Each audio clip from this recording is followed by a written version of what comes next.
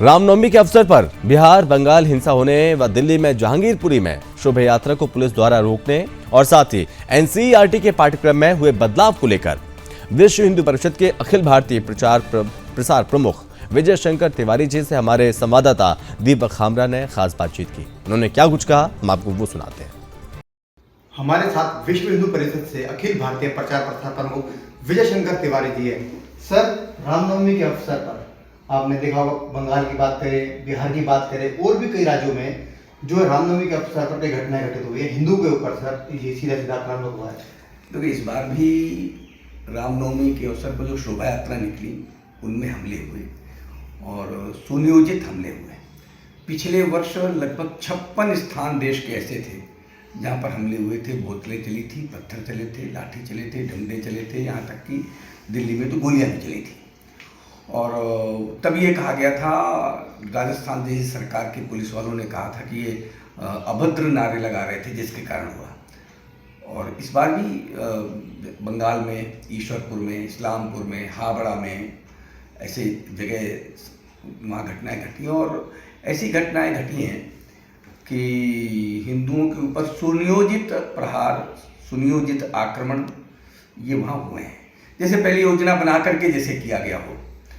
और बहुत दुर्भाग्यपूर्ण स्थिति ये है कि संविधान की शपथ लेकर के कुर्सी पर, मुख्यमंत्री की कुर्सी पर बैठने वाली ममता बनर्जी वो ये कह रही हैं कि अगर मुसलमानों के साथ कुछ हुआ तो अच्छा नहीं होगा।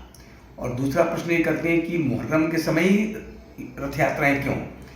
तो जब रामनवमी इसी समय आएगी तो रथ यात्राएं तो तभी निकलेंगी जब रामनवमी आती है। और ये कोई आज की परंपरा नहीं है, ये कोई विश्व हिंदू परिषद संघ की परंपरा नहीं है, कोई भाजपा की परंपरा नहीं है, ये संपूर्ण हिंदू समाज की परंपरा है और लंबे समय से चली आ रही है। और ऐसे समय में ये कहना कि मुसलमानों को कुछ होगा तो देख लेना, तो आप मुख्यमंत्री हैं, आप हमेशा से मुख्यमंत्री नहीं रही हैं, आगे भी मुख्यमंत्री रहने वाली नहीं हैं। लेकिन हिंदुओं का दमन जिसने भी किया वो बंगाल में नहीं टिक पाया। कम्युनिस्ट भी नहीं रहे, जबकि कम्युनिस्टों का कहा जाता है कि बहुत लंबे समय तक रहे, लेकिन अंततः वो उखड़े। आज वो नहीं है, कल आप भी नहीं रहने वाली हैं, आप भी मुख्यमंत्री की कुर्सी से आपको हिंदू समाज आपको भेज देगा। तो ये बड़ा दुर्भाग्यपूर्ण है। और जैसे उन्होंने कहा कि मुस्लिम इलाकों से क्यों शोभा यात्रा, तो सबसे बड़ा दुर्भाग्य देश का ये है कि आज 15 से 16% मुसलमान देश में है। तब आप ये कहती हैं कि मुसलमानों के मोहल्ले से ये नहीं जाना चाहिए, मुसलमानों के मोहल्ले से ही क्यों? तो ये मोहल्ले क्या होता है, ये बहुत स्थिति ठीक नहीं है। और ये ममता बनर्जी का ये अहम है और बूचर ऑफ हिंदूज, ये ममता बनर्जी के लिए लोगों ने कहना शुरू कर दिया है कि butcher of Hindus.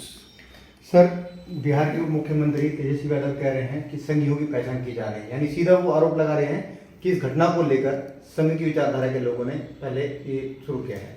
Tejashwi Yadav नवी पास या नवी फेल, पता नहीं क्या है वो, उनसे इससे ज़्यादा अपेक्षा भी नहीं कर सकते हैं। बस इतना मैं कहना चाहूँगा कि तेजस्वी यादव को ध्यान में रहना चाहिए कि आपकी कुर्सी बहुत दिन की नहीं है, ये कुर्सी कब चली जाएगी ये आपको ही पता नहीं है। वहाँ पर सासाराम में, नालंदा में जो हुआ है, हिंदू बस्ती में हुआ है, उनको मारा गया है। और जिन हिंदुओं को मारा गया, जिन पर हमले हुए, उन्हीं को आप गिरफ्तार कर रहे हैं। दोबारा के हमले में तो बच्चे की मृत्यु हो गई। और मेरे पास हालांकि कोई अभी प्रामाणिक जानकारी नहीं है, लेकिन जिस प्रकार से सुबह मैं सोशल मीडिया में देख रहा हूँ तो उसमें यह है कि वहाँ बहुत सारे हिंदू गायब हैं। जिस दिन से हमले हुए हैं वो मिल ही नहीं रहे। आखिर कहाँ गए वो? पुलिस वाले ले गए, उनको गायब कर दिया गया। ये उत्तरदायित्व तो सरकार का पता करने का। लेकिन बिहार की जो तेजस्वी की सरकार है, नीतीश जी की सरकार है, उनको ये बहुत भारी पड़ने वाला है भविष्य में। क्योंकि जहाँ हिंदू खड़ा हो गया और खड़ा है आज, इनको परेशानी और कुछ नहीं है। परेशानी ये है कि आज हिंदू बराबर खड़ा हो जाता है और अगर आवश्यकता पड़ती तो जवाब भी देता है। पहले हिंदू जवाब नहीं देता था, केवल सहता था। और जैसी परिस्थिति बिहार में है, आप समझिए कि 14 के पहले और उससे पहले पूरे देश में कमोबेश यही स्थिति थी।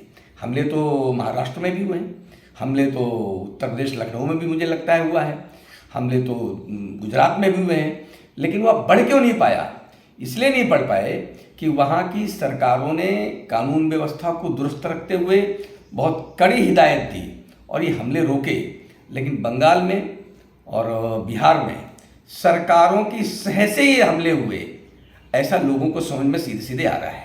सर, जो घटनाएं हुई है इनको लेकर बीएसपी की तरफ से कोई तैयारी चल रही हो ताकि जो इसमें आरोपी है उनको सजा दिलवाई जाए, और जिन लोगों के ऊपर जो शोभा यात्रा में शामिल थे उनके साथ ऐसा हुआ, उनकी सहयोग के लिए? देखो, हिंदुओं के साथ विश्व हिंदू परिषद हमेशा खड़ी रहती है और तैयारी क्या, हमेशा तैयारी में रहते हैं। हम उनको सबको बेनकाब करेंगे, जितने इन हमलों में सम्मिलित रहे हैं उन सबको बेनकाब करेंगे। और भारत का जो कानून है इतना हल्का नहीं है, वो बड़े से बड़े दंड देने का काम करता है।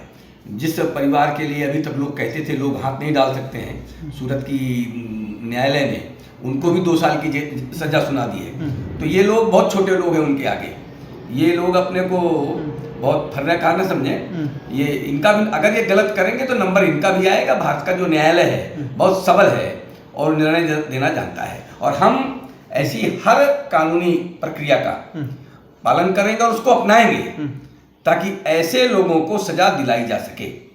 सर, जहांगीरपुरी घटना को लेकर दिल्ली बीएसपी की तरफ से एक दिल्ली पुलिस को पत्र लिखा गया है कि रामनवमी की शोभा यात्रा को रोका गया है, आगे से ऐसा ना किया जाए, क्योंकि वो एक सुनिश्चित तरीके से व्यवस्थित शोभा यात्रा थी उनकी। तो हमने तो बार बार दिल्ली की पुलिस के लिए कहा है कि दिल्ली की पुलिस कहीं ना कहीं ऐसा तो नहीं कि जिहादियों के साथ कुछ लोग मिल गए हों जो इस प्रकार की बात करते हैं। पिछले वर्ष जो हुआ वो हिंदुओं की तरफ कहीं नहीं हुआ, वो भी जहांगीरपुर में मस्जिद की तरफ से हुआ था। तो जिसकी तरफ से हुआ तो उस पर कानून व्यवस्था कड़ी करिए, आप अपनी सुरक्षा करिए। आप रामनवमी की यात्रा निकालने की परमिशन नहीं देंगे तो परमिशन नहीं तो हम आपको सूचना दे करके निकालेंगे, हम आपको सूचना जरूर देंगे। लेकिन हिंदुओं को इतना निर्बल मत समझिए आप। अगर वो सहिष्णु है, चुप रहता है, कानून व्यवस्था को मानता है, संविधान को मानता है, तो उसके इस मानसिकता का आप सम्मान करिए, आप उसको भड़काइए मत। और दिल्ली की पुलिस की ये कार्यवाही ये भड़काने वाली है। मैं दिल्ली की पुलिस को जरूर कहना चाहता हूँ कि हिंदू समाज को भड़काइए मत। उसको जब जब भड़काया गया है तो उसका जो प्रतिरोध है वो कोई सहन नहीं कर पाया है। आप पूरी सुरक्षा व्यवस्था को, चाहे दिल्ली की पुलिस हो, चाहे वो सरकार बिहार की हो और चाहे वो बंगाल की सरकार हो, इन सब ने देखा है आगे ऐसी परिस्थिति ना आए। मुझे लगता है उनको इस विषय में सचेत रहना चाहिए और यही उनका कर्तव्य भी है।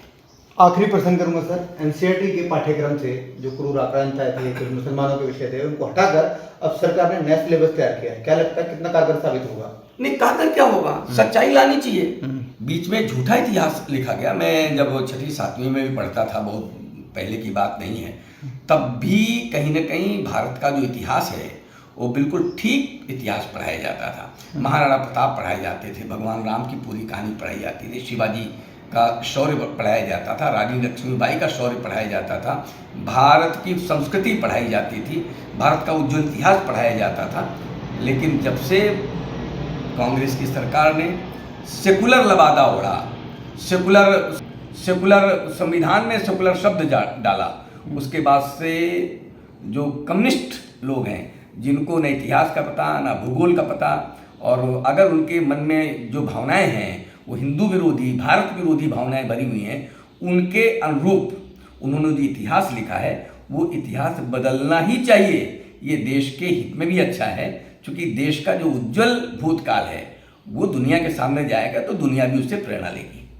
धन्यवाद सर हमसे बात करने के लिए। विजय शंकर तिवारी जी हमारे साथ थे। उनका कहना है जिस प्रकार बिहार और बंगाल में घटना घटी है उनकी उन्होंने निंदा की है। इसके साथ ही उन्होंने जहांगीरपुरी में जो शोभा यात्रा में पुलिस प्रशासन ने अनुमति नहीं दी थी उसको लेकर भी अपनी बात रखी है, और साथ ही एनसीईआरटी के पाठ्यक्रम में जो क्रूर आक्रांता थे और भी कई विषयों में चेंज किया गया उस पर अपनी बात रखी है।